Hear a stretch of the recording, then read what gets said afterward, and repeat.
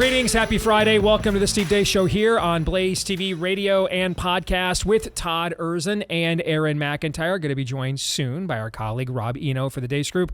I am Steve Deace, and we are brought to you by our friends over at Patriot Mobile. Today is the Leadership Summit here in Des Moines that we have every single year. You guys might recall that last year we broadcast that all over the globe here on the Blaze, and Tucker Carlson was the host.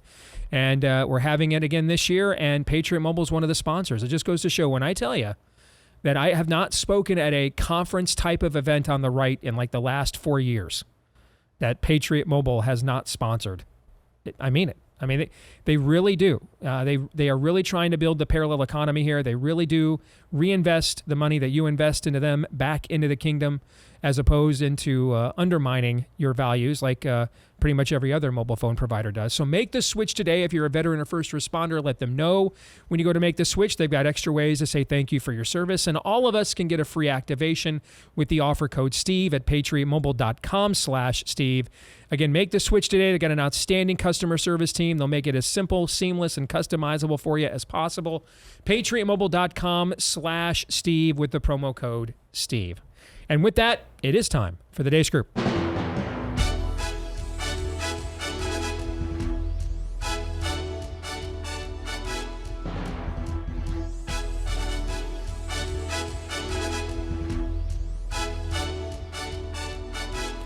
There he is. It's been too long since we've had Rob here on the Deace Group, so he should be itching and raring to go as we get to your weekly look at the week that was with Issue 1, Bleep Lord Nefarious Says. Hi, Violet Affleck, Los Angeles resident, first-time voter, I'm 18. I contracted a post-trial condition in 2019. I'm okay now, but I saw firsthand that medicine does not always have answers to the consequences of even minor viruses. The COVID-19 pandemic has thrown that into sharper relief. 1 in 10 infections leads to long COVID, which is a devastating neurological cardiovascular illness. To confront the long COVID crisis, I demand mask availability, air filtration, and far UVC light in government facilities, including jails and detention centers, and mask mandates in county medical facilities. We must expand the availability of high-quality free tests and treatment, and most importantly, the county must oppose mask bans for any reason. They do not keep us safer. They make vulnerable members of our community less safe and make everyone less able to participate in Los Angeles together. I don't care if he's pooped his pants. I don't care if he can't put a sentence together. Show me he can't do the job, and then I'll say, okay, maybe it's time to go. And it has made me want to rethink a lot of the Biden biography. I still can't believe he ran for president in the first place, given that his family was in crisis in 2018. You look at what has happened, I can't believe he put his family through this. And now looking at his behavior now in clinging to this, I think the entire narrative on Joe Biden is going to change, in that he's always been, everything has been about his ambition. And his ambition comes first. We believe that SB 1414 takes an overly punitive approach that fails to address the root causes of these issues and will not effectively stop sexual violence. We are particularly concerned that the harsher penalties proposed in this bill will disproportionately impact marginalized communities, especially members of the LGBTQ community, who already suffer from systematic biases within the criminal justice system, particularly when it comes to sexually based offenses. Studies have shown that LGBTQ people, particularly gay and transgendered individuals, are more likely to be charged with sex offenses compared to their heterosexual counterparts. NEA delegates, we can do this work. We must do this work. We get to do this work. We will do this work because our students are depending on us to win all the things. NEA, we have to win all the things, all the things, all the things. Our colleagues are depending on us to win all the things. And we give thanks to our Commander-in-Chief, the President of the United States, the extraordinary President of the United States, Joe Biden. Ho, ho, ho.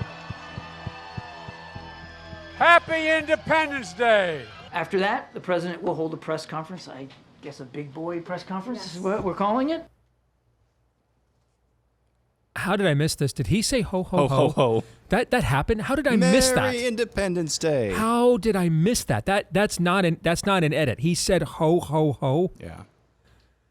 Oh, gosh. Easy to miss. There's a lot of them. I know. There's been too much of this content here this last couple of weeks. All right, Rob, you're the guest, so you get the first crack at it. First question. The worst thing you just witnessed was what and why? All the things.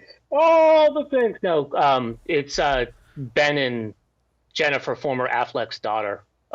Is that the trans one, or is that the one that was born as a woman? I know they've got a couple of trans kids because it's Hollywood, but that's just that anybody is still scared of COVID is just insanely ridiculous. I saw in a local newspaper, actually my hometown newspaper, they had like 4 COVID stories that they ran yesterday, and this was one of them. The fact that people are still concerned about a disease that killed about as many people as, a bad flu year would do, and had a case rate that was just about that high is just, it's insane to me. I get it. They're probably trying to ramp up a pandemic so they can get mail-in voting everywhere again so that, Joe Biden can win the election. But that's just, it's the most concerning, but it actually just makes me feel sad for anybody that grows up in Hollywood, the children of stars, that they're just completely out of touch. Yeah, I'm with you. I mean, there's a part of me as a daddy, as a girl daddy, that just wants to give this girl a real big hug and rip that thing off her face and hug her. Okay. The other part of me, though, also says at the same time, I want to do that. I need to oppose this worldview with all of my might. It just cannot be. It cannot have a foothold. It cannot be tolerated. It cannot be let into any form of free society. So someone needs to love on that young lady. She needs a daddy. Okay. But in the meantime, she can't make any governing be permitted, and people like her to make any governing decisions ever. And don't live in places where people like her are making governing decisions. That's just untenable. Todd, your thoughts? What stood out to you? There's a lot of really bad stuff in there. I had noticed. But listen, I'm telling you, no rhetorical flourish. Chuck Todd is an absolute sociopath. A Goebbels level sociopath.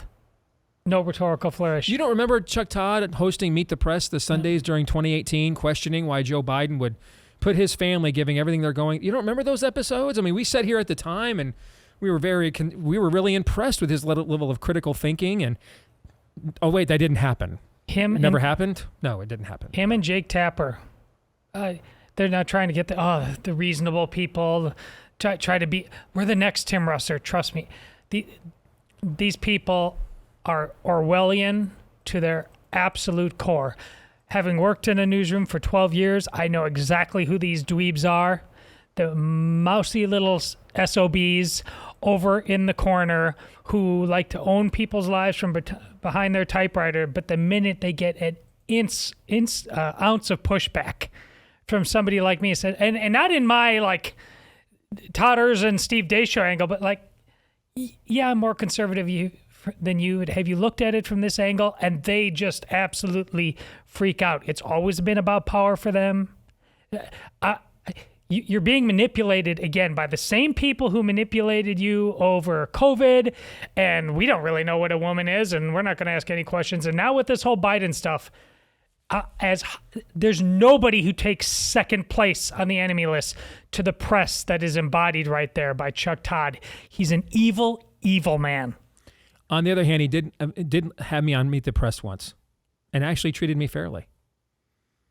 So I agree with what you just said, but I just felt like I should note that. I did get treated fairly by Chuck Todd once. But as they once said in Johnny Dangerously, once. Oh, Chuck, I book the show, so you're free to come on this show and explain yourself. Yeah, Chuck, do us a favor, Chuck. If you're tuned in, I'm sure you are. Just send us the link to the 2018 episodes of Meet the Press where your concern over Biden running for president was discussed once, and we'll just let the whole thing go. I think that's fair, don't you? Sure. Aaron, what say you? Yeah, I was going to go there as well. So let's go to the NEA lady. Bear with me for a moment here. That is the largest labor union, I believe, or the largest public labor union in the country, the National Education Association. If it's not the biggest one, it's one of the top 3. Okay. And, Marxists tend to do this. They tend to beat the lectern, scream, shout mantras. It's an outward manifestation of the inward struggle, of the my struggle, if you will. I don't. But it's the outward manifestation. I think I see what you did there. It's the outward manifestation of the various competing evil impulses that they all, anti-human impulses that they all have within them. Really, the main struggle is between the anti-humanism that they want to let out, but the impulse as well. If I actually say what I want to say, I'm going to end up probably in prison. So that's normal.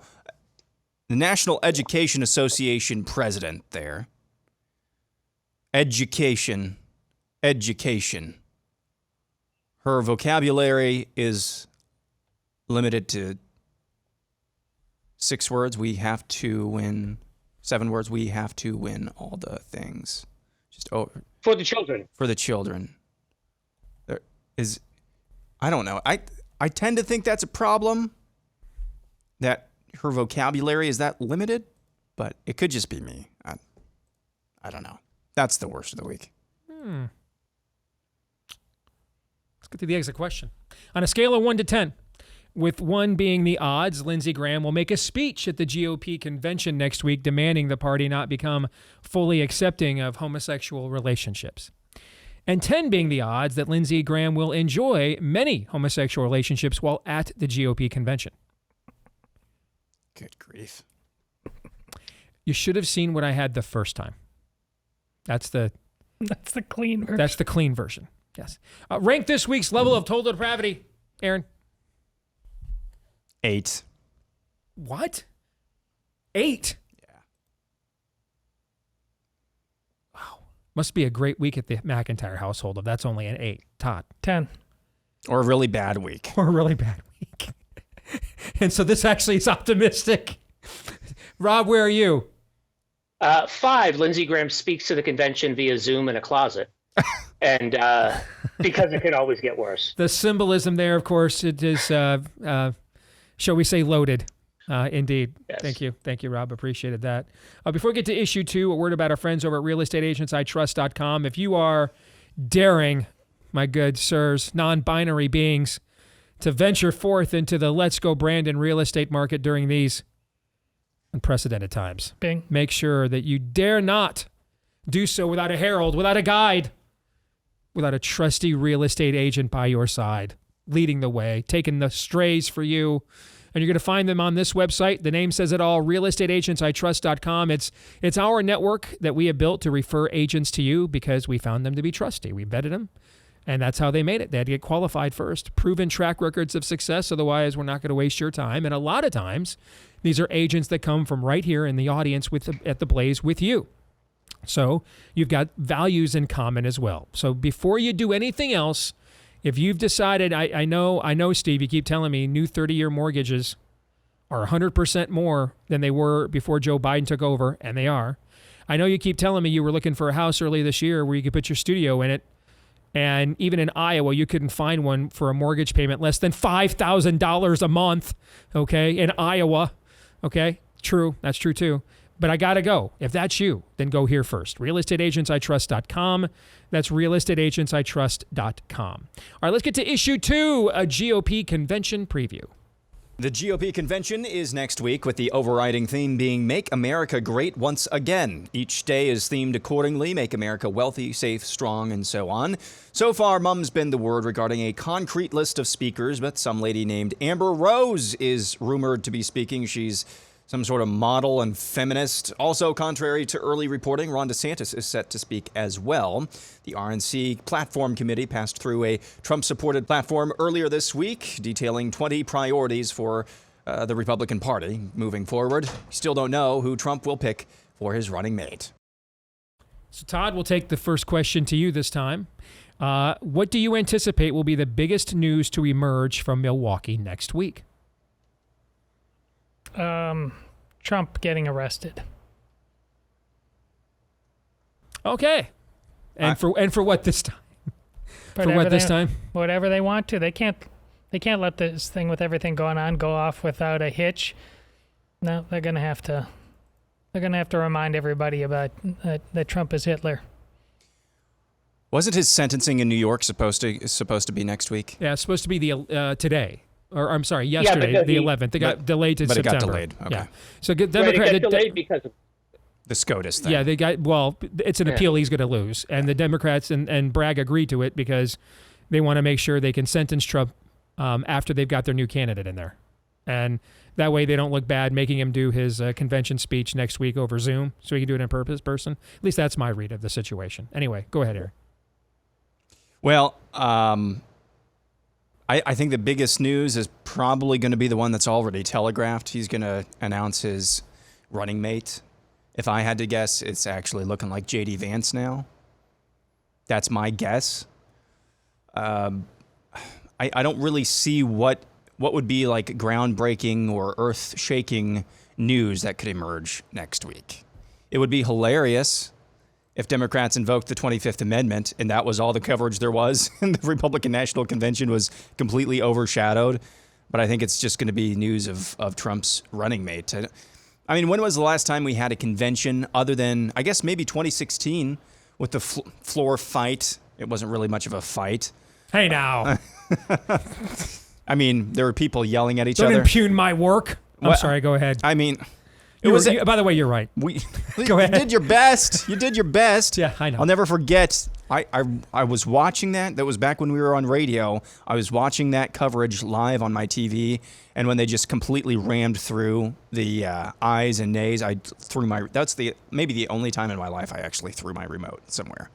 That was the last time we had any like actual news, like out of control news coming from a convention. But I think it's just going to be Trump's running mate. That's probably going to be the biggest news. See, I think you guys are overlooking something obvious, Rob. Let me toss it to you with this. On Tuesday of next week, from 10 p.m. to 11:30 p.m., you can share milk. What? With Lindsey Graham. I'm not even joking, guys. That's not even a joke. Okay.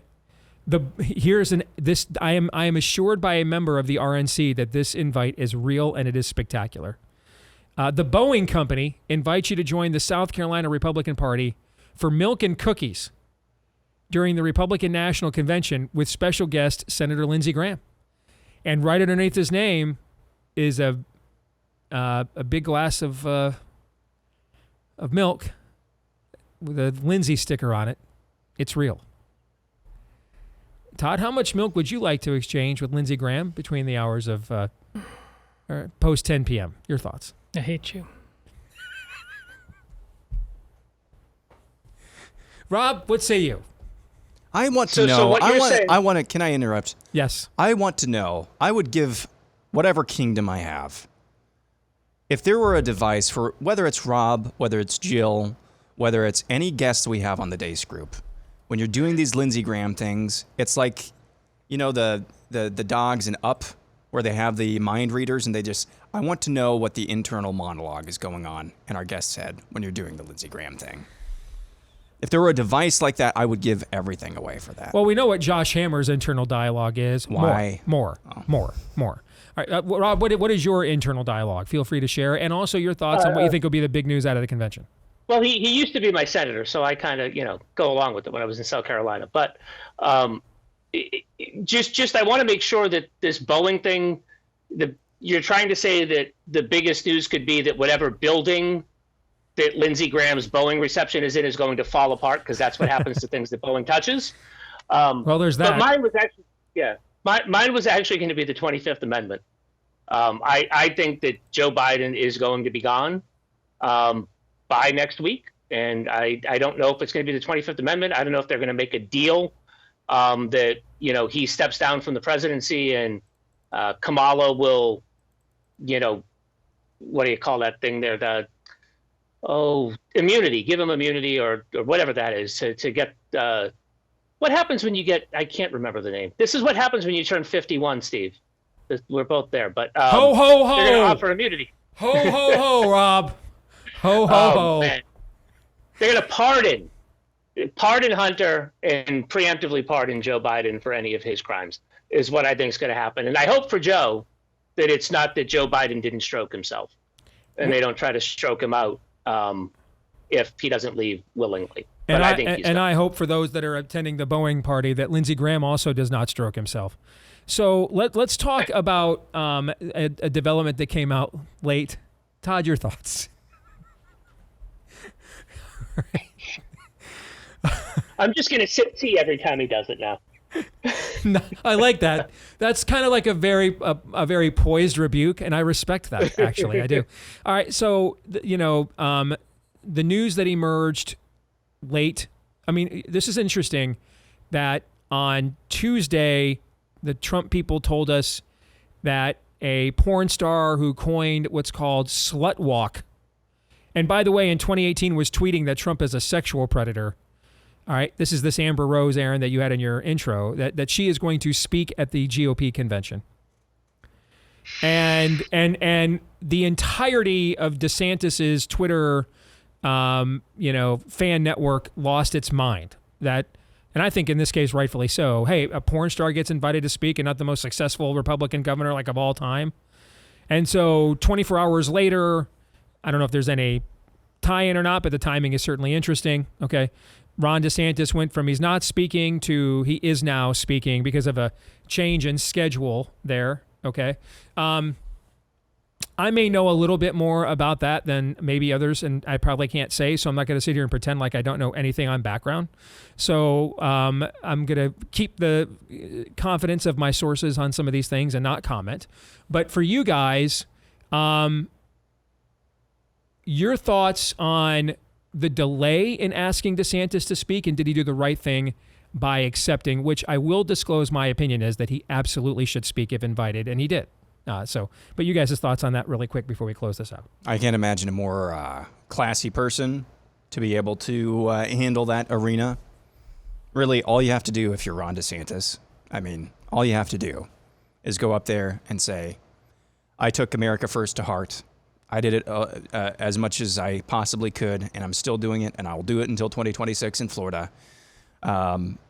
Democrats are evil, and the best chance you have at defeating them is voting Republican. That's all you have to say. That's basically the message. And you walk out of there a winner. Todd? Him not being asked to do this earlier has everything to do with why he probably won't be asked to be vice president. Trump at heart is a petty and selfish individual who does not want to share the light, who wants to take credit for everything. It's not really any more complicated than that.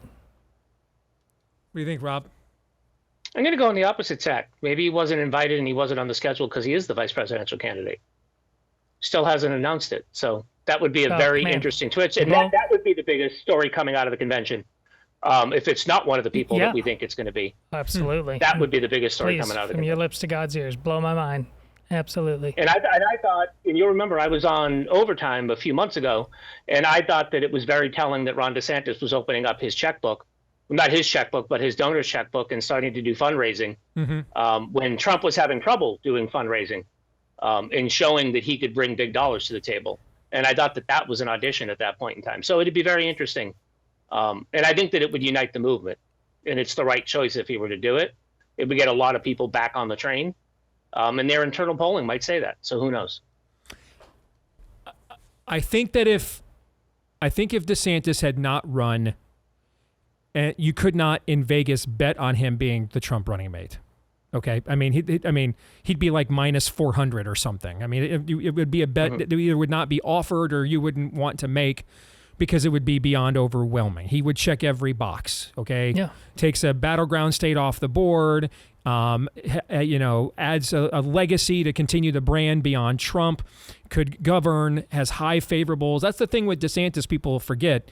This is still, in terms of favorables, the most popular Republican with Republicans other than Donald Trump in America. And that's not even close. Those two guys are way ahead of everybody else.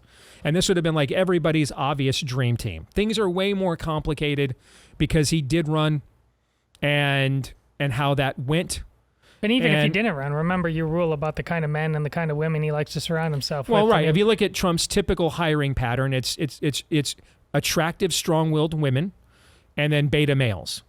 Okay? I mean, that's kind of his hiring pattern. And look at his vice presidential candidates. Okay, there's one they're prominently mentioned. There's one attractive, strong-willed woman in Tulsi Gabbard. And a lot of these guys, Tim Scott, Marco Rubio, these guys are all beta males. All of them. Doug Burgum, all beta males. You know, J.D. Vance is still kind of an undefined character. I think he has clearly the strongest public persona of any of the other candidates, but he's also demonstrated he was originally never Trump. Then he's, Trump is God. Okay, he was very pro-life and the party shouldn't sell out. And now we should go ahead and give out the same abortion drug from the same German manufacturer that made Zyklon B to every girl that wants one. So he could just be, an opportunist, but that pattern, I think, still is largely replete in many of the names being bandied about as Trump's running mate now. I've always said that I think Ron DeSantis would flourish as a vice president in Trump's administration, specifically because Trump is not serious about governing as nearly as much as he is in delegating. And a Ron DeSantis could effectively replace Jared Kushner as prime minister in a Trump administration, where he's essentially running the country on a day-to-day basis, and Trump's just giving the big speeches. On the other hand, getting to know the man from a makeup standpoint, he is not necessarily VP material, if you know what I'm saying. I mean, he wants the smoke. Ron DeSantis wants to be the dude in the chair making the call, So sitting there for 4 years with Trump. On the other hand, but I always go back to what Mike Huckabee told me years ago about the vice presidency. It's the one job nobody wants, and then no one can turn down when offered, But have we seen Trump demonstrate? Because Trump 2016 would absolutely turn right around and make Ron DeSantis his running mate after a primary like this with these kinds of numbers. Trump 2024 has been way more like Romney 2012 to me. We're going to soften the platform. We're not going to run on anything. And so I don't think he feels like I have to, give anything to my base whatsoever. That's why I was even shocked he invited DeSantis to speak, because I figured they'd just go ahead and take that to its most logical conclusion and shun him and shut him out, But let's do this for the exit question, because it'll tie into what we were just discussing here. Who will be Trump's running mate selection next week? A, Doug Burgum, B, Marco Rubio, C, J.D. Vance, or D, other. And you can include DeSantis in your other if you want. Rob, we'll go to you first. We got 2 minutes. Go ahead. I really think it's going to be, I think it's interesting, and I said the DeSantis thing, that it's interesting that he's going to speak now, but I think it's going to be D. Kristi Noem. I really think it's going to be Kristi Which would Noem. again fit very attractive, strong-willed woman would again fit the MO. She's got a very strong relationship with Lewandowski, who used to be her. That's one way of putting it, Rob. Of her campaign. I guess I'm trying to be nice. Dude, props to you. That's a master euphemism right there. Well done, brother. Yeah. Well done. Yeah.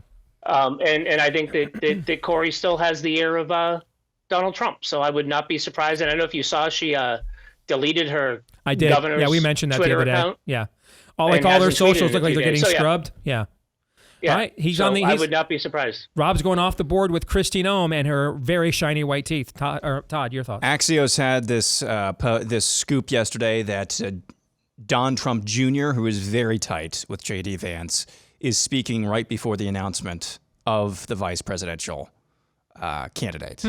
Okay, so that's a tea leaf there. Yeah, I'm going with Vance. Okay, so we're one for the other with Noem and Rob. You're on J.D. Vance. Todd, what about you? Other. I think it's going to be a woman. I just don't know who. Okay. I'll throw one name out there because the dude I can't go against my Tulsi Gabbard pick from many months ago. But let me throw a wild card out there for an other. Youngkin. Chance to see if I can flip Virginia in the Electoral College. I could see that. And another guy who kind of has a beta male persona. He's not going to... He can have the Mike Pence forlorn work or look on his face for 4 years. Glenn Youngkin who pull that off, right? Yeah, you bet he could. All right, we'll come back. More of the Deace Group in a moment.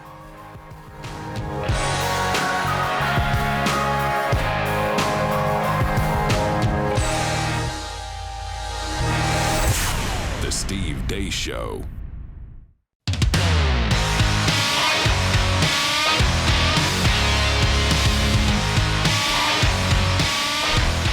All right, back here on the Steve Deace Show, we march on your weekly look at the week that was. Brought to you by our friends over at Freedom Project Academy. Of course, a lot of you right now are looking for the exodus, how to get my kids out of these dens of iniquity, especially after you saw that cultic speech from the high priestess of the NEA there during Aaron's Bleak Lord Nefarious Says. Freedomforschool.com is where you want to go, F-O-R, by the way, because that's where our friends Freedom Project Academy are located. They have perfected the art of online learning, in live classes, online, with students and teachers, fully accredited. Critical thinking is encouraged, not dumbed down and inculcation and indoctrination. Classical curriculum undergirded by Judeo-Christian values.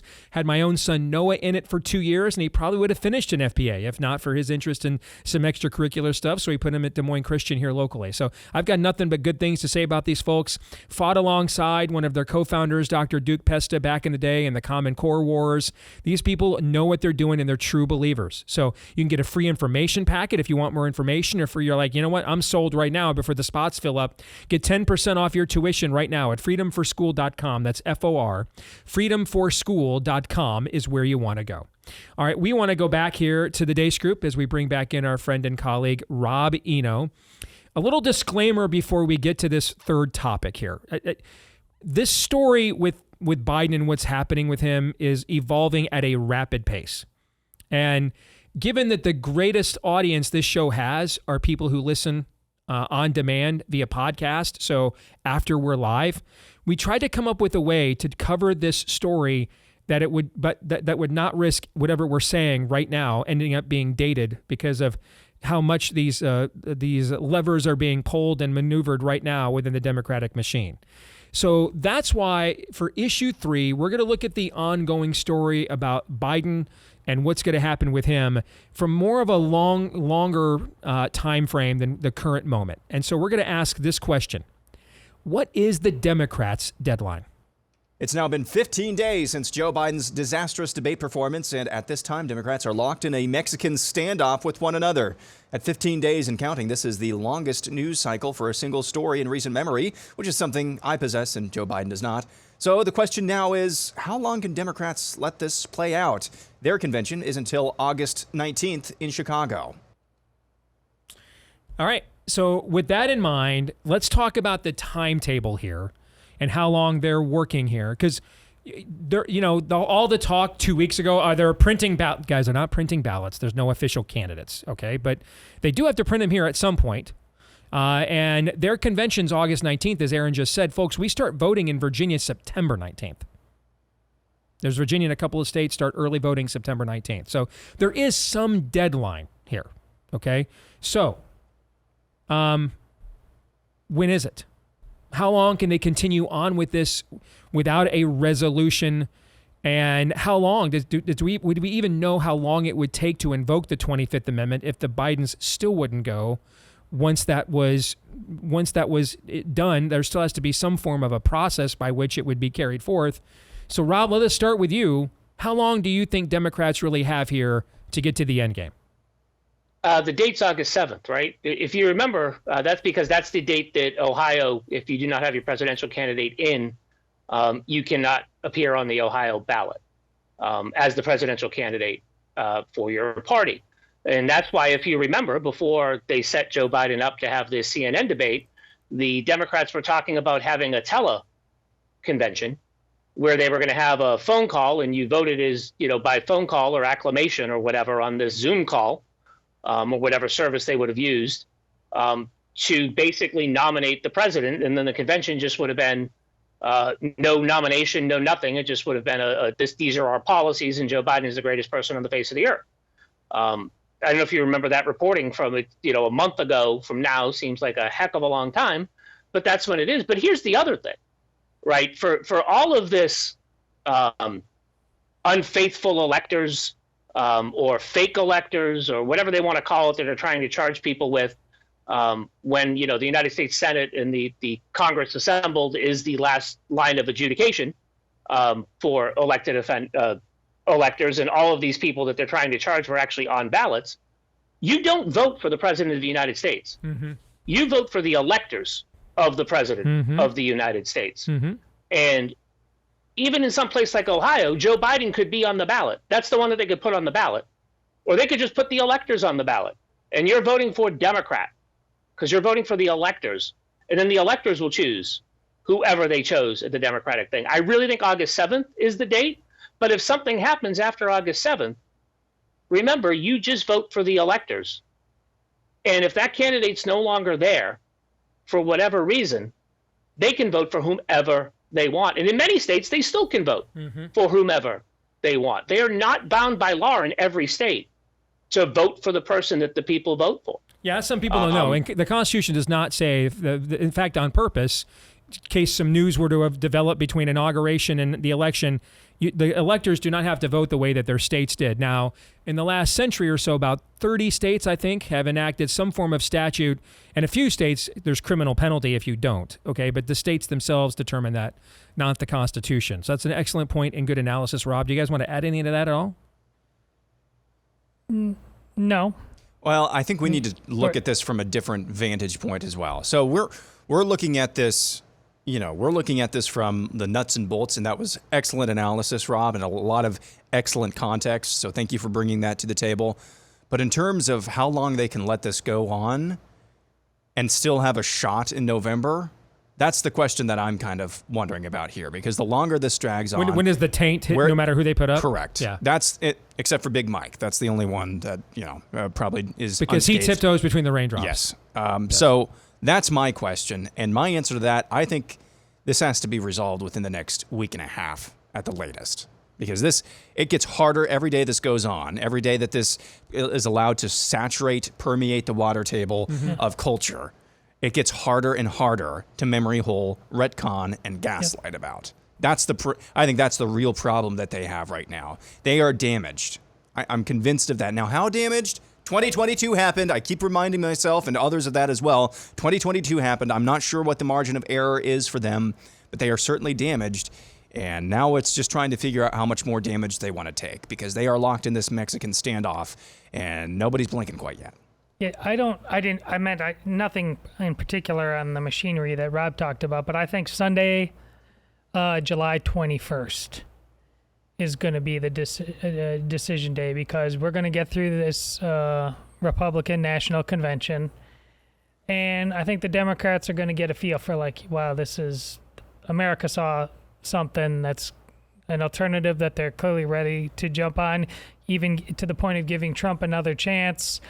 Like I said, I didn't have high expectations of this thing, but who knows? Okay. And if that doesn't happen, and if it's kind of a flat line, I think they'll take the weekend and think about it themselves. But if it comes out Thursday, they know they have to move. They're going to tell Joe, okay, you have the weekend to think about this, but if you don't come to a decision by Sunday, we're going to go with the 25th. And by think about it, we mean give us your final terms. Yes. And that's what we mean.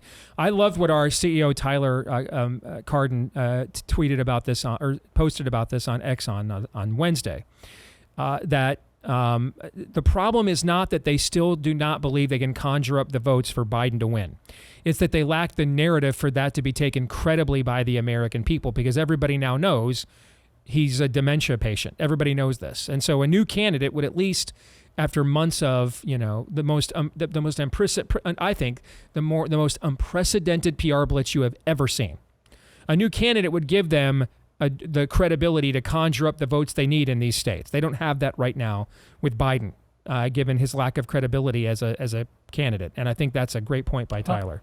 Peachy Keenan put something out, and I retweeted. I think if they have a high level of certitude that Kamala can win, that changes things. But if they have no level of certitude there, they're just going to ride or die with Biden. And then they can blame it on him and dementia. I think she nailed it on that.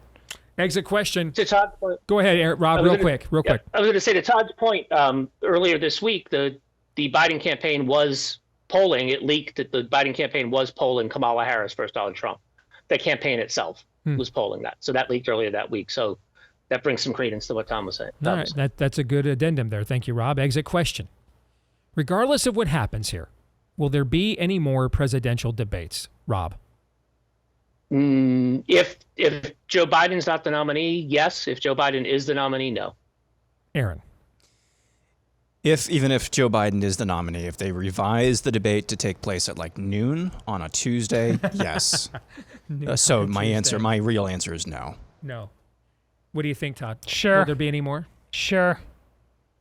I'm gonna go with the opposite of any rational instinct I have because that is smart. I think that's fine. That's the wisest thing you've ever said. Given where we're at right now, just taking every potential side of how this could play out. I mean, 16 days ago, who had on their bingo card? We all thought all along this debate was happening early to give them the chance to push this out, okay? Push him out. But who had on their bingo card that this would, 16 days ago, outright unprecedented civil war within the Democratic Party that would last for over 2 weeks? Nobody did. Nobody did. So nothing wrong with making the contrarian play over and over again in this environment. This part of the show brought to you by our friends over at Eden Pure, their best-selling Thunderstorm air purifier that uses proven oxy technology so that you can not freshen the air in your home, but purify it. The Eden Pure Thunderstorm air purifier destroys the components that are actually causing that terrible air in your home. The mold, the bacteria, the mildew, the cigarette smoke, even some viruses stand no chance up against the Eden Pure Thunderstorm air purifier, which is why so many of you have given rave reviews of this product since we brought them on board a few years ago, why they've got so many outstanding reviews online as well. If you want to give it a shot or give it a shot again, you can save $200 on their 3-pack for whole home protection. If you go to EdenPureDeals.com and use the discount code Steve3 to save that $200. EdenPureDeals.com, discount code Steve3 at EdenPureDeals.com, discount code Steve3. All right, quickly, our kicker topic here, issue 4. If you could force Trump to pick his running mate, whom would it be and why? Aaron. Dusty Devers, why not? Let's do this. That would be a show. Yes. Dusty Devers as the vice president. I can't see Dusty Devers with the perpetually forlorn look. No. Okay. He would give other people a perpetually forlorn look. If he is who we think he is. Lots of people have never read Calvin's Institutes on the Christian Religion. We get a very quick catechism on each of those volumes. Should indeed that choice ever be made. Todd, what about you? Well, yeah, obviously, we just got kind of talking about this, so I would say the governor of Florida.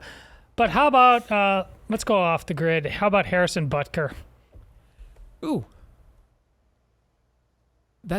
You know what? That's the kind of choice that RFK Jr.'s campaign has just toileted since that VP pick. Imagine he picks Mike Rowe, because that was one of the names talked about at the time. Right? I kind of toyed with that as well. Yeah, imagine if he picks Mike Rowe instead. Where's he at right now? I don't know, but he's certainly not where he is right now. Do we all agree on that? He's certainly in a better position than whatever position he's in right now. I don't know how much of a better one he's in, but he's definitely in a better position than, let me pick my biggest bundler who is a former Druid. Let me pick her instead. That didn't work out, right? No. So I kind of like that kind of, inspired choice. I like that. And Harrison Butker's like my midway through 2024 man of the year. All right, Rob, what about you?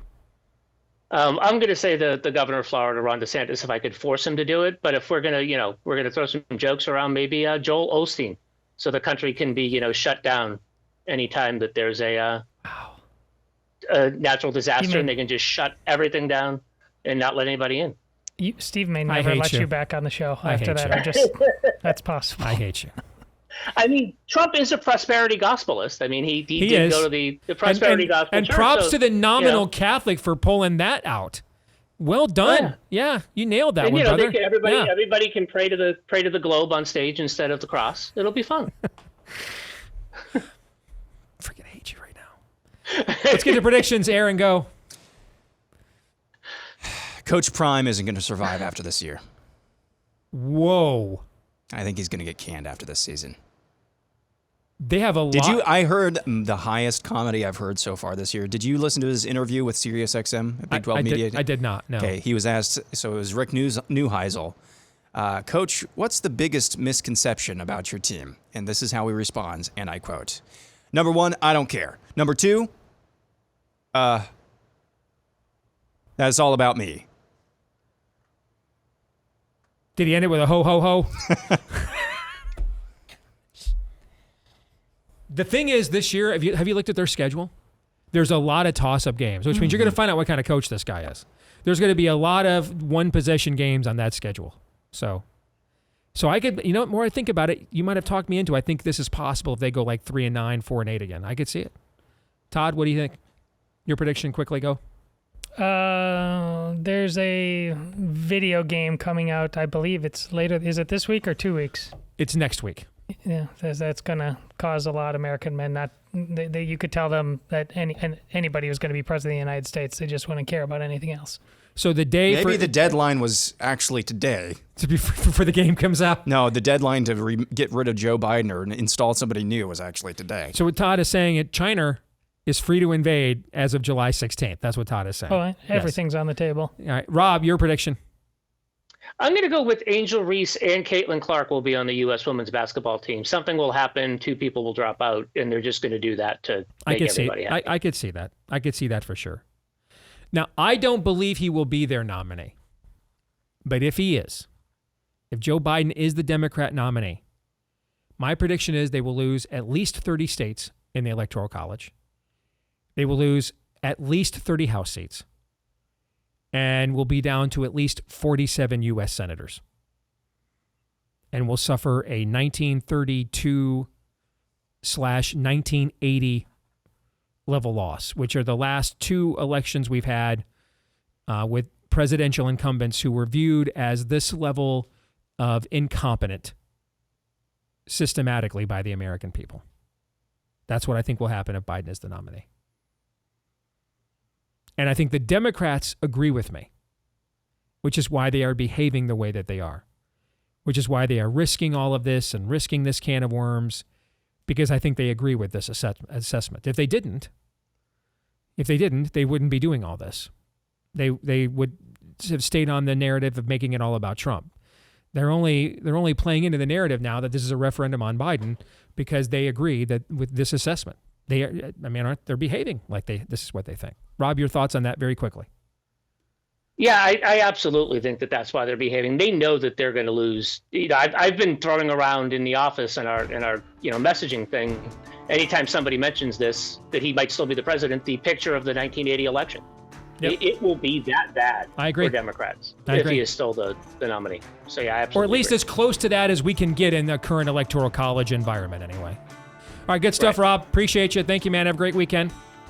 Thanks for having me on. You bet. We'll come back. It'll be Feedback Friday here next.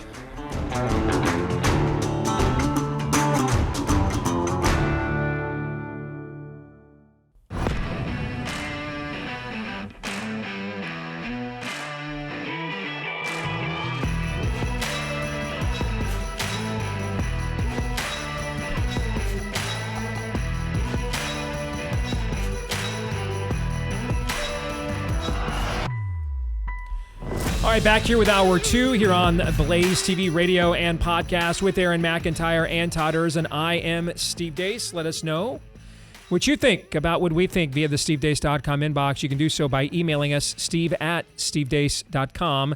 That's DEACE. Like us on Facebook, Me, We, and Gab. You can follow me at Steve Deace Show on Twitter or X, Getter, Instagram, and TikTok. And then if you listen to the podcast, thank you for that. Please, we beseech you. That's a word we don't use enough these days. We need to make beseech great again. Thoughts? I think there are a lot of people in the last hour. I beseech you to stop talking about Lindsey Graham.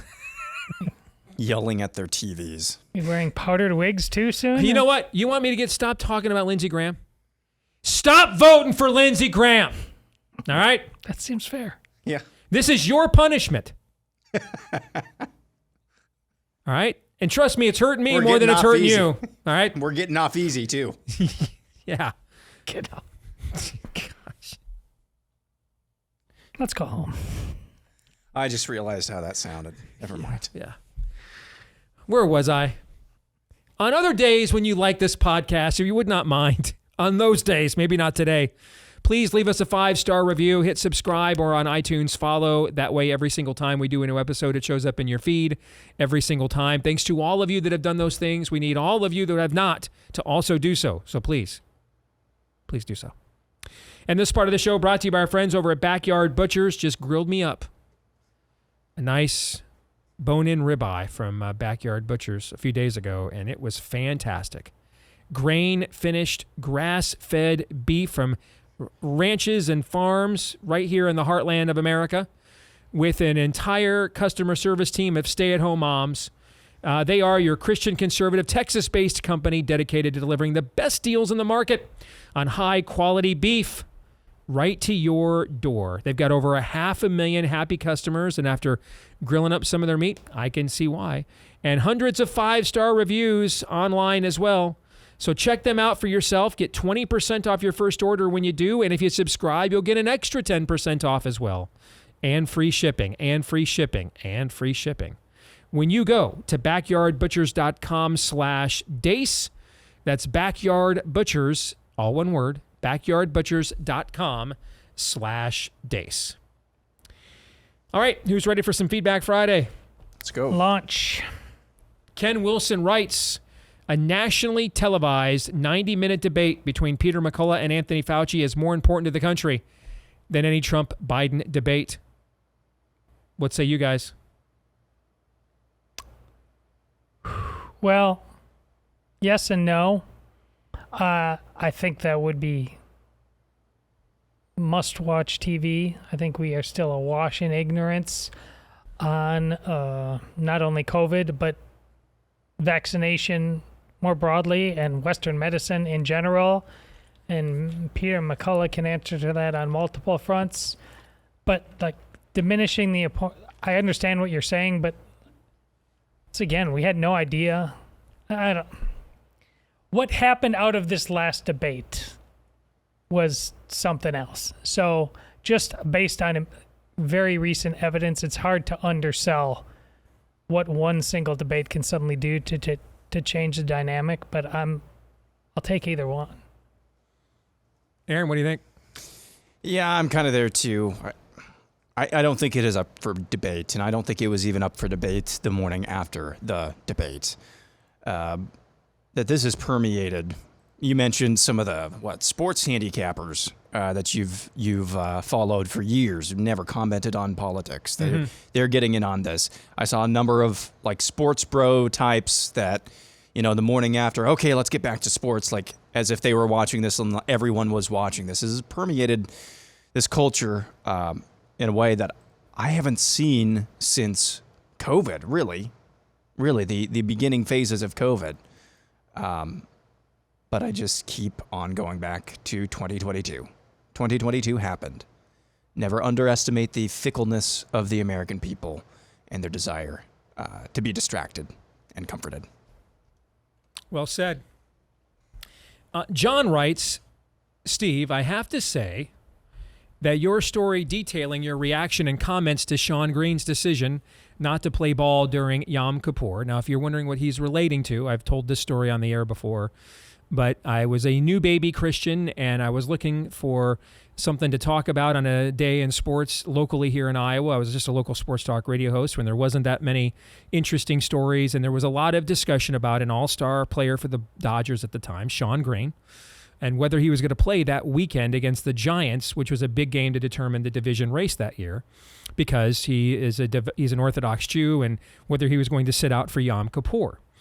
And I went on the air, and I didn't even fully realize, the implications of what I was going to say. And I said, I really appreciated the fact he was willing to hold himself to a standard higher. And it was discussed, I should bring this up too, it was discussed on all the national sports talk shows before I came on the air. So I didn't just grab this out of midair. Okay. I mean, I'm in the office listening to the feed of our station, and Jim Rome's talking about it and Tony Bruno's talking about it. Those were the shows we were carrying at the time, because this was one of the biggest series of the year in baseball that year, and was the Dodgers' maybe best overall hitter not going to play. Okay. And so there's a reason why I brought this up. I didn't just contrive this. It was being talked about in a very major sports media outlet. And so I figured, hey, everybody else is talking about it. Let me give a perspective that no one else has heard, And I said, I appreciated very much his willingness and desire to serve a standard higher than himself in a ball game, as much as we all love sports, and him wanting to honor God. And but the tension that he feels is resolved by Christ. That Yeshua of Nazareth is his Messiah, and if he were to recognize that, then the atonement that he seeks for his sins has been made once and for all. And now he is free to take the gifts that God has given him on any day and use them to their fullest potential to glorify God. And I described the crap storm that created at the time, which I didn't understand then. And it did end up with me coming up, of course, I apologized for nothing, of course. But I did, out of that, because I was told I had to meet with some Jewish leaders to convince them I wasn't a Nazi. I did actually end up coming with some decent local friends out of that, within the Jewish community. And I had them on my news show years later talking about Israel issues quite a bit, But that's what I'm talking about. Okay, so John is referencing that I told that story on the air recently. Just wanted to give that exposition before we continue on with John's note, okay? I have to tell you that your story detailing your reaction and comments to Sean Green's decision not to play during Yom Kippur both shocked and disappointed me.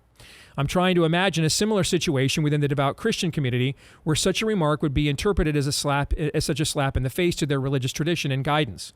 It may be, I hope, that you misunderstand the meaning of and depth of belief behind Yom Kippur, our Day of Atonement. It's a day of pardon and forgiveness, of iniquity and atonement, of willful sin, a day of instituting love and friendship, a day of forsaking jealousy and competition, a day when you will pardon all our iniquities, and the U is capitalized, meaning Yahweh.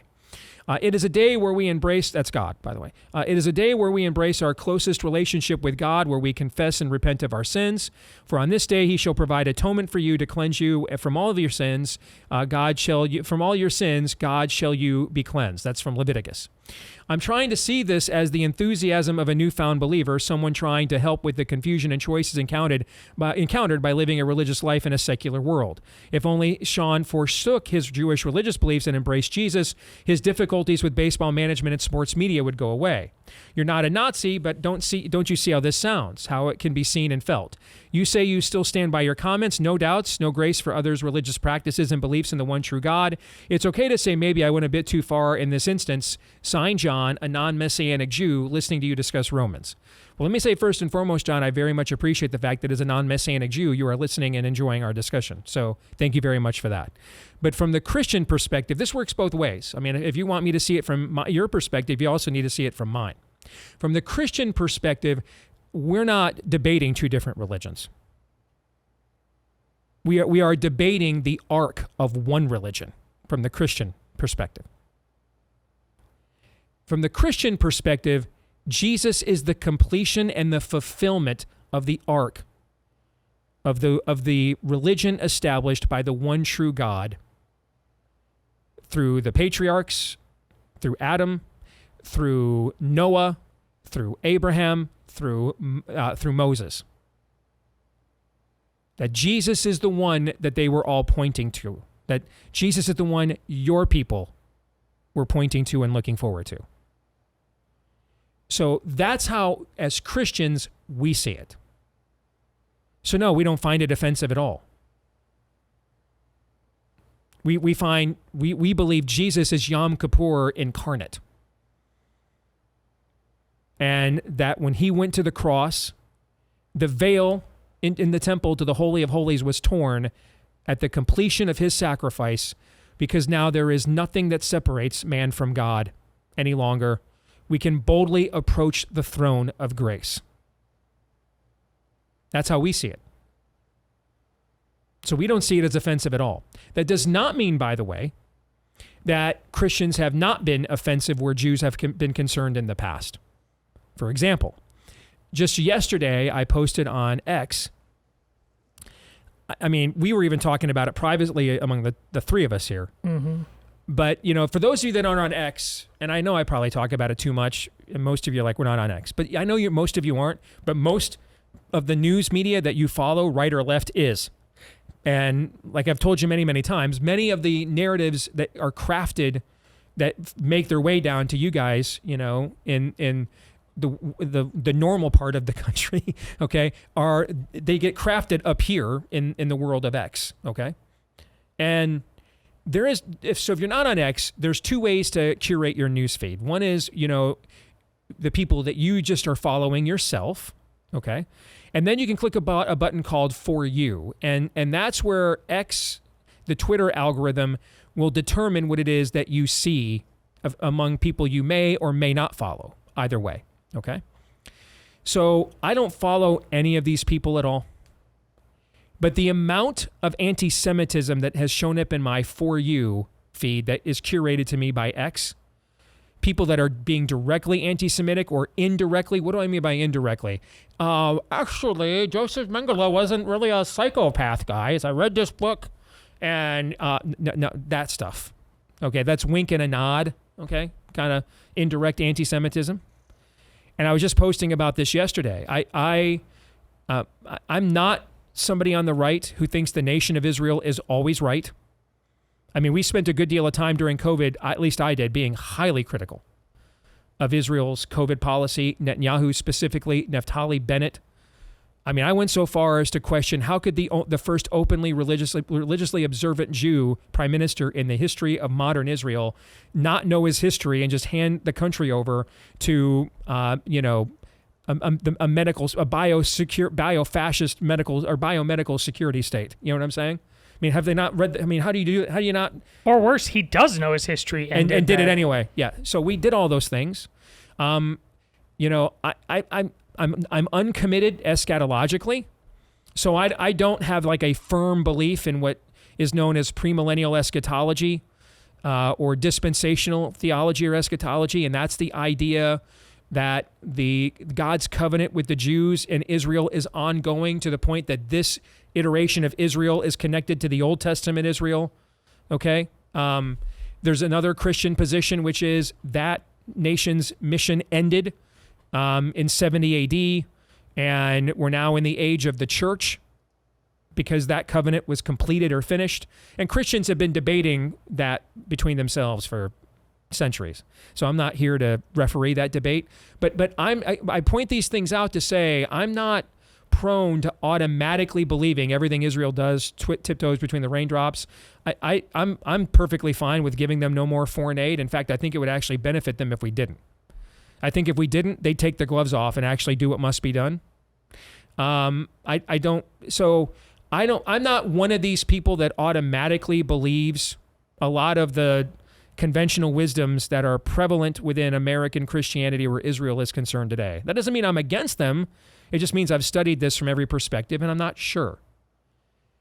But it also means I'm not like overly sensitive about criticism of Israel. And even I am disgusted by the level of direct and indirect anti-Semitism I am seeing right now from the right on Twitter. Now, I don't know, because we've seen on the left, that's permeated down to the Gen Pop, right? We saw that. We've seen that in the city streets. We've seen that on their college campuses. I don't know if that's true on the right or not. But at least on the number one political app on this continent, it's absolutely a thing on the right, unfortunately. And I don't, regardless of what anybody's position on this iteration of Israel is, I have no idea how anyone could possibly read the Bible and come to the conclusion that anti-Semitism is a good exegesis. I have no idea how that's possible. None. God called one nation, the Jewish nation. God sent himself as a man one time. That man was a Jew. God appointed apostles of that Messiah. They were all Jews. God appointed another man to write most of the New Testament.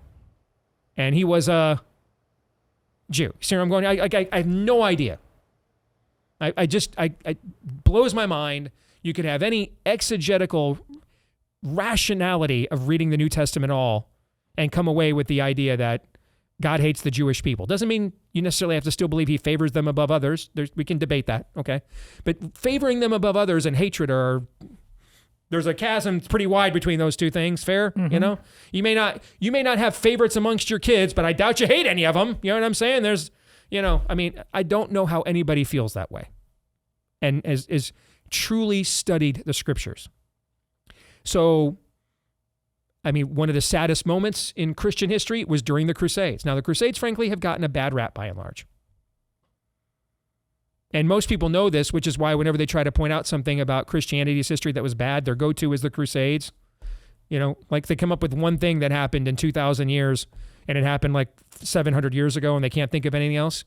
Well, really, the Crusades began as a defensive mechanism against Islam conquering the Judeo-Christian world. They were originally a defensive mechanism. Now, there was one particular moment in the Crusades where the Crusaders decided to, hey, let's go, there's some Jews over here, let's go over there and slaughter them. Not a good moment, okay? But a lot of Christians died. A lot of Christians died ending the Nazi regime. A lot of Christians were in favor of spending billions of dollars during the Cold War to end the Soviet regime, which killed even more Jews than the Nazis did. So there's a mixed record over the years between Christians and Jews, for sure. It's not all good, it's not all bad. That being said, theologically, we don't view this at all as any kind of affront to your faith. So you shouldn't receive it that way. We view Jesus as the completion of your faith. That's how we see it. And we still see it as your faith. You're going to find here when we read here in Romans, Paul is going to use a phrase later on in Romans, John, if you stick with us, he's going to use the phrase grafted in. What does that mean? What he means, John, is this is your faith. And we as the Gentiles, meaning non-Jews, we're the adopted kids. We're not the natural born kids. You guys are. And Paul will also say in that book later on, stop me if I'm doing any of this wrong, guys. Paul will also say in that book later on that even though right now you don't agree and you don't see Yeshua as your Messiah, at the end of days, he's coming back for you. Did I read that right? Did I miss anything there? You're all good. No. And that we are in a temporary period of time, Paul says, a Jew, by the way, that God is essentially using Gentile believers through the church to make people like you, John, jealous. To bring you back home to your first love. Did I miss that, Aaron? Or did I get that right? Is that at least close? Mm-hmm. It's close enough. Yeah. So no offense was intended because we don't view it as offensive. Just like I'm not offended that you don't believe Yeshua is Messiah. I'm not offended at that, John. I think he is your Messiah. You don't think he's Messiah at all. Okay. I guess this will get settled one day soon.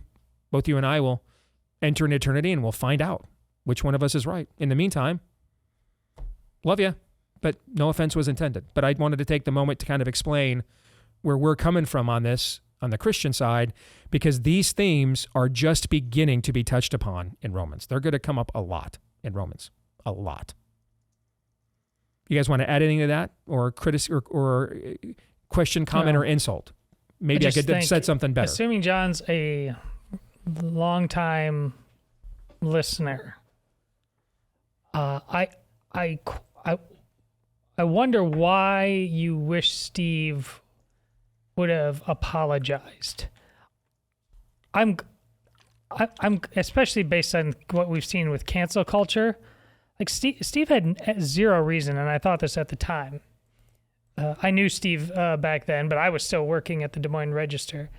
And so I was hearing what people thought within the newsroom about this, and trust me, they were talking about it. He absolutely should not have apologized. But when Steve said I didn't understand the situation, I think Steve would agree. And he's a guy with a really good track record of going there in risky situations and ultimately coming out of the side where the juice was worth the squeeze. I think Steve would tell you right now that back then the juice wasn't worth the squeeze. And not he on a just sports show, the understand juice it. wasn't worth the squeeze. He shouldn't have apologized for that, though.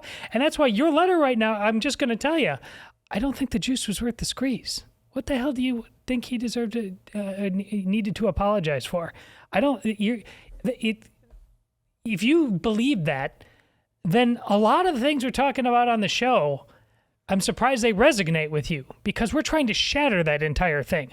We're trying. What do you see, Steve, about we're not trying to about a fight? We're trying to start one. Mm-hmm. Yeah, this thing is going to be awkward and tense and messy sometimes. It's okay. Just in this particular case, which is why I was fine with John's note. Yeah, I'm okay with it. Yeah. This kind of goes back to the Christ is King conversation that we had. I'm a Christian. I believe Christ is King. It is the most undisputed in my mind, and it's just true, objectively true. It's the undisputed fact of the universe. I say that because I am a Christian. Now, I don't say that as a cudgel. I say that because this is the essence of our faith, okay? I don't mean that as a cudgel. If you take that as a cudgel in this context, then I understand why, because you don't agree with that. But that's not my intent. I didn't intend to use it as a cudgel. Mm-hmm. There are people, though, who do use it as a cudgel. Yes, they do, and we called them out at the time. And we called them out at the time. Yep. And you are right to be offended at that, okay?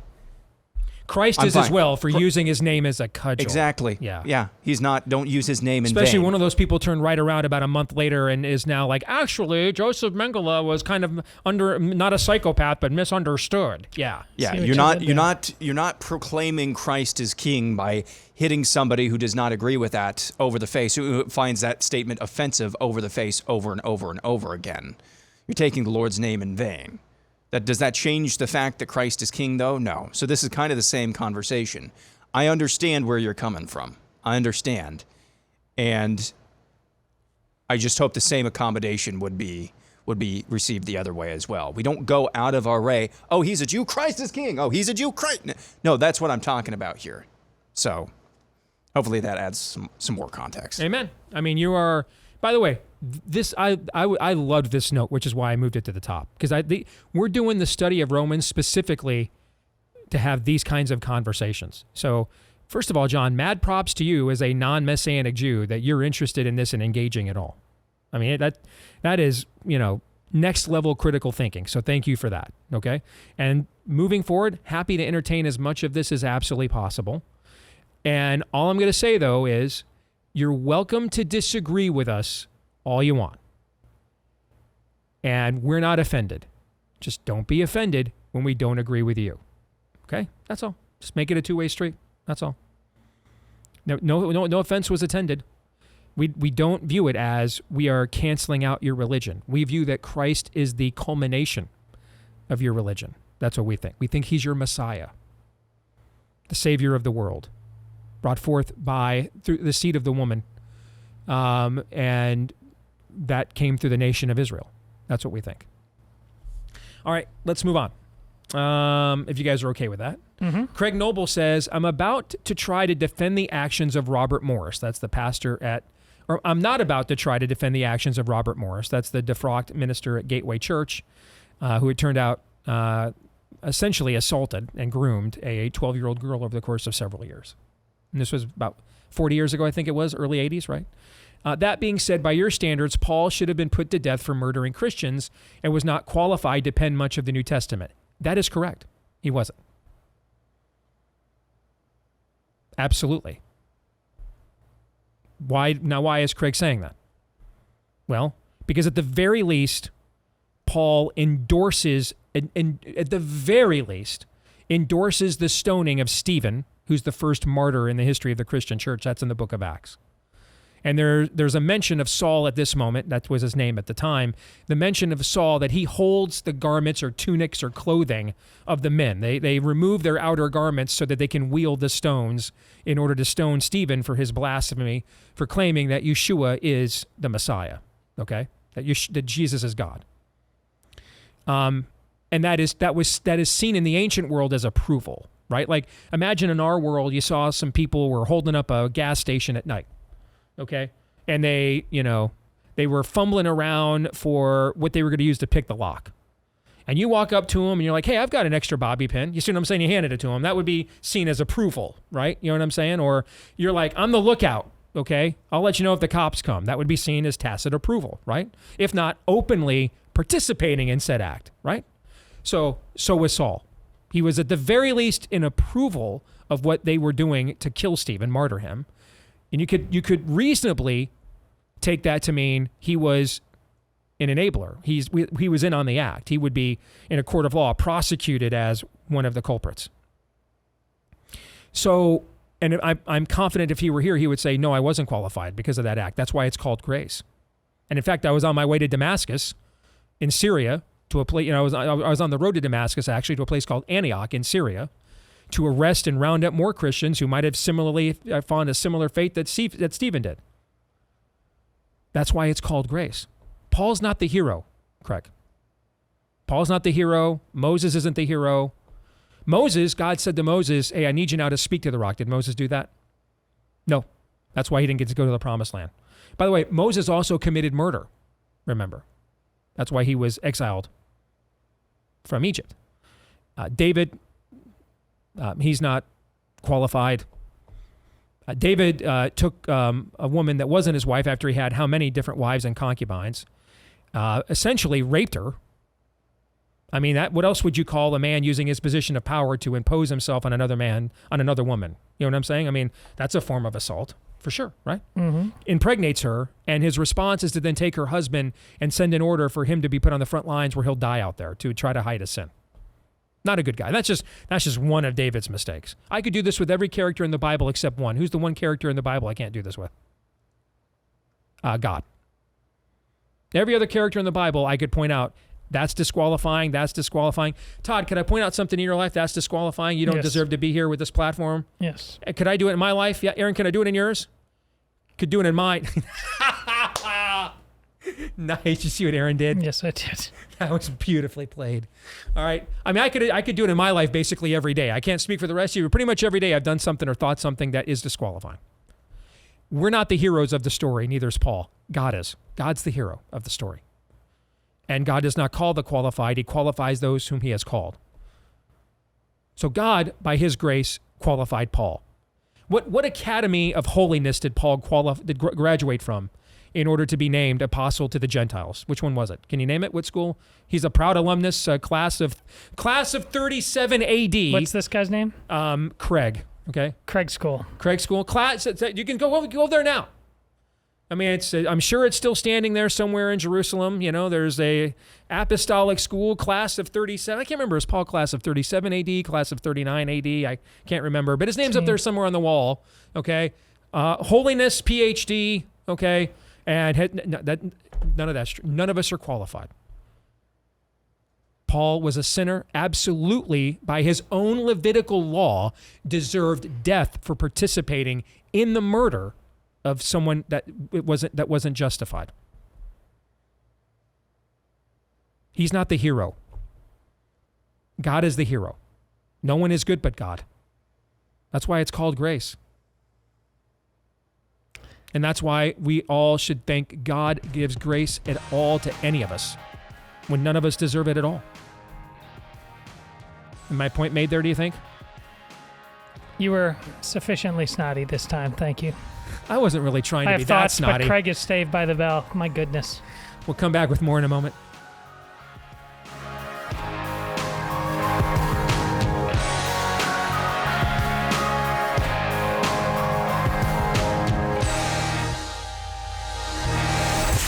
The Steve Deace Show.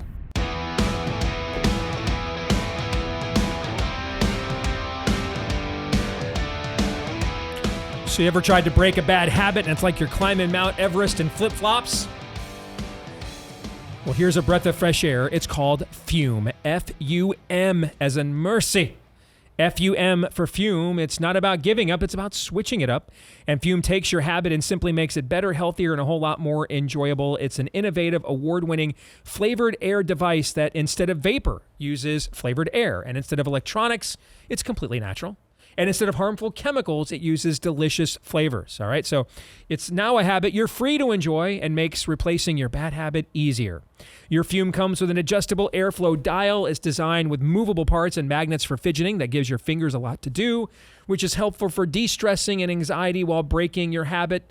Fume has served over 300,000 customers, and you could be their next success story. So for a limited time, use my code Steve to get a free gift with your Journey Pack to get your journey started at Fume. That's head to TryFume, F-U-M as in mercy, tryfume.com, tryfume.com, and use the code Steve to get a free gift today with your order today at tryfume.com, discount code Steve. I want to go back and finish the point I was making about Paul to Craig. And I want to use this to encourage everyone within the sound of my voice, if I can. The other day, a good buddy of mine was telling us the story about after many years, his father being estranged from God. He's going to baptize his dad this weekend. And you have to understand, you know, if you've never been a son or a dad, you may not get this. But one of the weird things that happens for us as men I mean, I see, for me, I mean, I saw a picture of Dave a few months ago, and he just looks so old and frail. And he's 70 now, so that's not abnormal. But to me, as a child, he was King Kong, particularly given how overbearing of a presence he was. You know what I'm saying? And to now see him as just this feeble man, my mind has a hard time reconciling that with the image in my mind's mind of the figure that my stepdad was in our home growing up. And even when you have a healthy relationship with your father, it's still like that as they get older. And so this friend of mine, I mean, his dad is this towering figure his whole life. And now he's older, feebler. And he's finally giving up the ghost. He's finally going to get baptized. And his dad, almost in this childlike, he tells this story, his dad, almost like this childlike innocence and vulnerability, pulls him aside the other day as they're going through the run-through of how baptism is going to go at their church this week. And he goes, "Hey, son, can I talk to you for a minute?" So they step away, and he says to his dad, or his dad says to him, his dad starts confessing like sins he committed like 50 years ago before he was born and married his mom. And he's like, are you sure Jesus can cover that? Are you sure I'm forgiven for this? And again, this is the alpha of the home.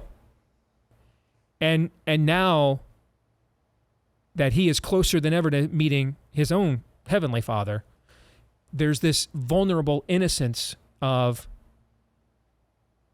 will you really take me with the things that I have done?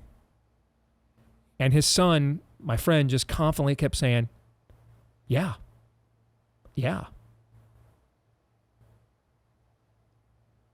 I bring that up in the context of what Craig asked because I want to make this point very clear. Praise God that Paul was not qualified.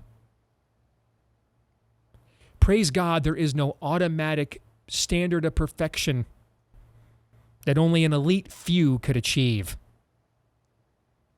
Because in that is their hope for all of us.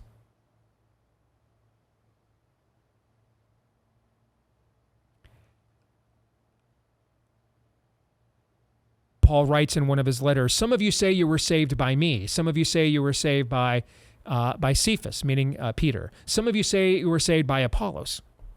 There is only one Lord, one baptism, and one faith.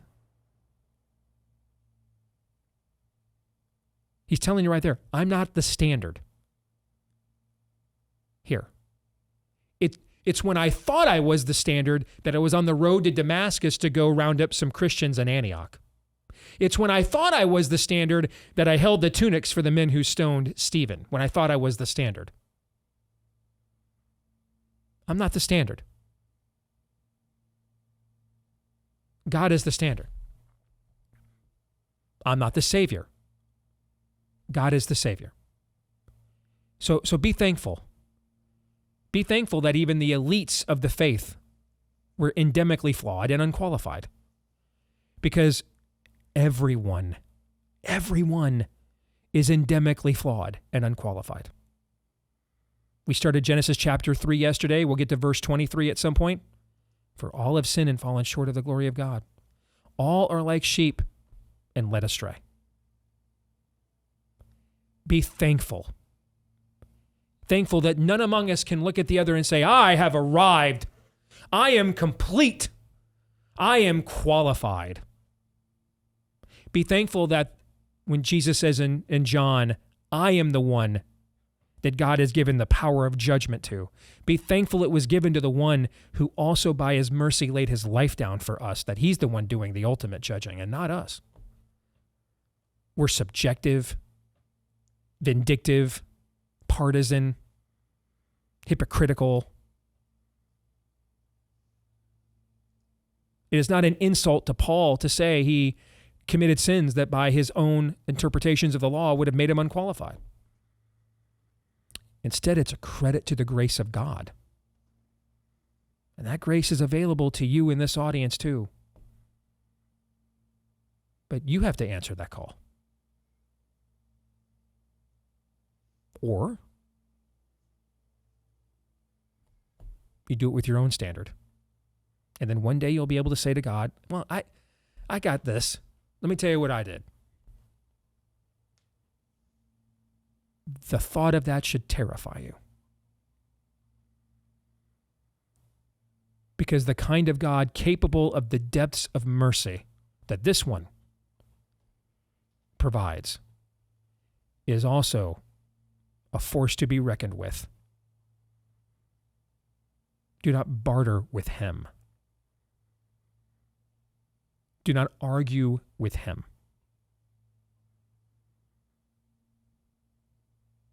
That's a bad move too. I just didn't want to leave that dangling participle there as we went to the break. Because it's actually, it's the most comforting thing you could imagine. That whatever you have done that has separated you from God is one sincere act of repentance away in the name of Christ from being forgiven.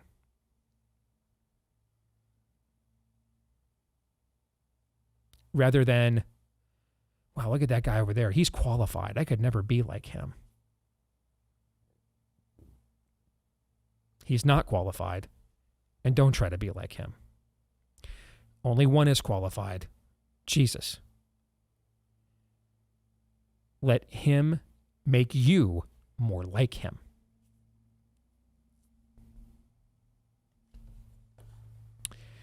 William writes, I'm 23 and recently converted to the faith with the help of your show. That's incredible. Praise God. Thank you. My stepdad led me to your show and has been a great influence on me as well. However, my biological father is not a follower of Christ. With the conviction I felt I had to tell him that Christ is my Savior and Lord, he rejects him entirely and wants nothing to do with the faith. I love my biological father a lot and wish he'd come to the truth. With this, I ask you, though, should I dust off my sandals and move on or continue to cast my pearls? I would argue... The false what's choice. that? I was just going to say, choice. I think for now, anyway, that's a false choice, Yes. William. Yep. And what I would do now is I would actually take a third road, a different path. Let him see Christ through you. You mentioned you recently converted. You're new.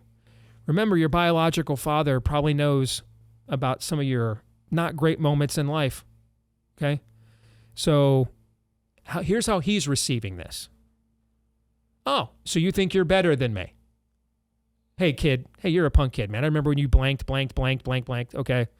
He's measuring himself against you and you against him. What you want him to see, again, like I was just saying, you're not the standard, brother. Christ is. So he knows where you stand now. So now I'd love your biological dad without changing your standards for him at all. Sometimes you may have to say, no, I can't do that, Pops. I'm sorry, I can't. Short of that, love him the best you can. Let him see the changes in your life first. In my own family, similar thing. And I wanted to do the same thing too. And I realized they needed to see the fruit in my life. And over time, it went from literally what the hell has happened here to conversations, questions, respect, admiration for the positive changes. Okay, so,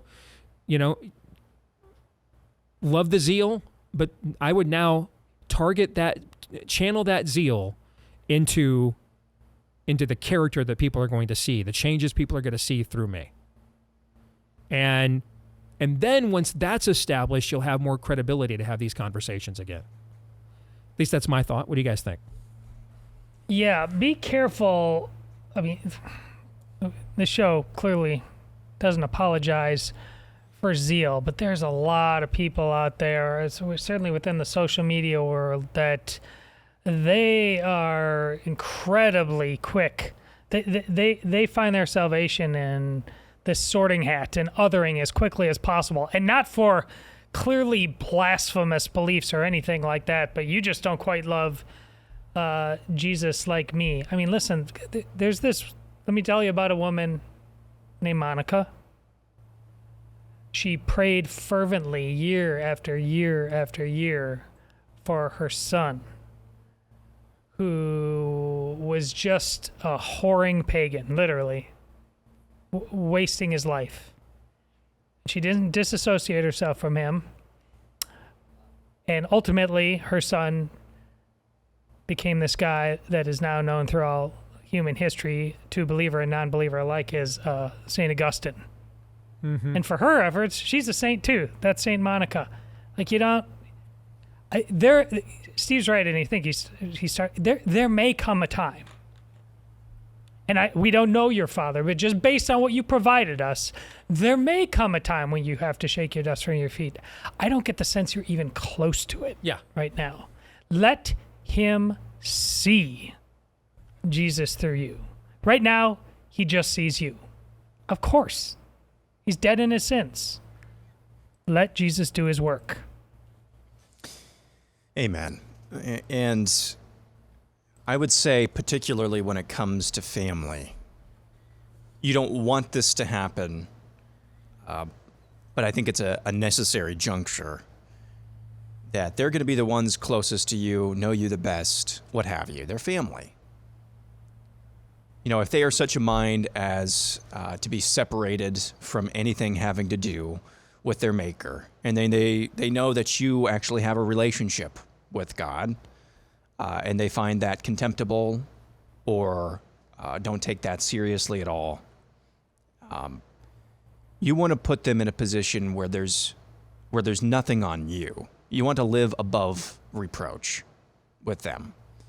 If there is a shaking the dust from your sandals moment, casting pearls before swine moment, that's a decision you want it to be that they made, not that you made, if that makes sense. Especially given, again, that it's family. You know, if you're talking about missions work, engaging in the culture, maybe there's a threshold that's different. And I don't wish for that to happen. I don't want a father or any close family member to overtly make the decision. I don't want to associate with him because he's a Christian. But that's a decision that they have to make, not you, if that makes sense. Great points by both of you. Think of him as the one lost sheep. Yeah. I mean, find the parable that hits your heart. I mean, it all does it differently for different people. We're supposed to connect differently and personalize this in different ways within the bonds of orthodoxy. If it's the one lost sheep, find it, lean on it, read it every day, and think about him. There's one more point about this because I think it relates back to Harrison Butker, actually. And I'm going to make that here in a moment. But first, a word from our friends over at Freedom Chamber. If you are a pro-American business owner, you are not alone. The Freedom Chamber is now open for business. When you join the Freedom Chamber, you and other small to medium business owners can make your voices heard.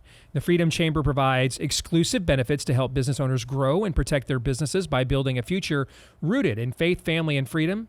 Because we can no longer afford to sit on the sidelines, and we need to unite our voices to fight back with strength in numbers. So the Freedom Chamber is the pro-American business network. You can join today at freedomchamber.net. That's freedomchamber.net. There's thousands of dollars in member benefits here, exclusive content for business owners and business leaders as well. You can connect with like-minded business owners. This is a great step forward in creating the parallel economy. So join today at freedomchamber.net. That's freedomchamber.net. Again, freedomchamber.net. One of the, and I'm going to mention this in my, I decided I'm going to mention this in my talk at the Leadership Summit here today. I'm going to honor Harrison Butker, I've decided, with my talk. He's my first half man of the year. And I think he has set an example that we could all follow by using the most powerful weapon, his courage and then his voice. The most we can all have those two things, regardless of the size of our platform. We can all have his courage and his voice. But the underrated character here, or the underrated trait here, is his character. Did you see what happened in the aftermath of the immediate aftermath of the controversy of his words? Pat Mahomes, face of the NFL, his star quarterback. Listen, Harrison and I don't agree on everything, man, but I got to tell you, I've known the guy for years. Outstanding person, outstanding human being. Travis Kelce, just a flat out, simp for the spirit of the age at this point? 75 IQ beefcake. Yeah, pretty much. I mean, he's Mrs. Taylor Swift at this point, okay? What did he say? Yeah, I don't know if I agree with everything that I heard Harrison say, but I'm going to tell you, I've played with the guy for years, man. Loves people, great teammate. I mean, I wouldn't want anybody else making those late game decisive kicks for us. I mean, I love the guy. A week after those comments, by the way, in a little known story, because they had minicamp right after that, one of his teammates, was it a heart attack? I think it was, or choking? Yeah. It was a heart attack, and Butker's the one that was able to make sure the guy got the medical help that he needed. My point being, his character, his Christ-like character, was so obvious that even when they didn't want to stand beside his comments, they had no choice to, because there was nothing else to condemn him of. You see where I'm going with this? Mm-hmm. So, brother, let your Christ-like character grow and shine through. Have a great weekend. Romans 8:28.